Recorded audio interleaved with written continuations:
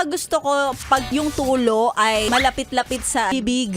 Ako gusto ko buong buo. Tapos doon ko siya paglalaroan sa dila. Naranasan mo na bang matuluan? Ako okay lang sa akin kung morning, afternoon, and of course evening matuluan Ay ako. talaga, anytime. Any time of the day. Ikaw ba, kapag ganyang mainit yung panahon, mas hinahanap-hanap mo bang matuluan? Oo, kapag natuluan pa nga ako, lumalabas minsan, lumalawit yung dila ko. O kaya naman may lumalagpas sa iyong Oo, bibig. as in talaga hinahabol yan ng dila ko. Alam mo, favorite ko yan. Pinakagusto ko pag yung tulo ay malapit-lapit sa bibig. Ako gusto ko buong buo. Tapos doon ko siya paglalaroan sa dila. Sa loob. Ito yung isa sa mga paborito natin pag sobrang init. Keber, kung tumulo, kung may tulo, yung yung mga Ayusin mo. kung may Medyo tulo, malapit. diba?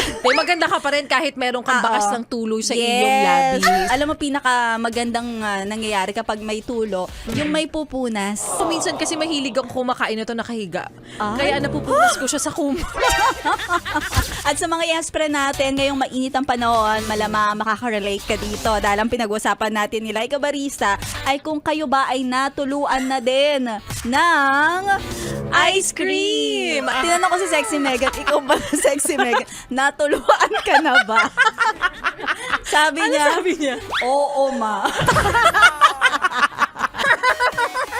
Napayes ka ba sa napanood mo, yes friend? Alam mo na ang gagawin mo, ha? Hit like and subscribe. And click the notification bell para ma-update ka namin. Kung Gusto mo, mag-comment ka pa. hindi ka namin iisnabin.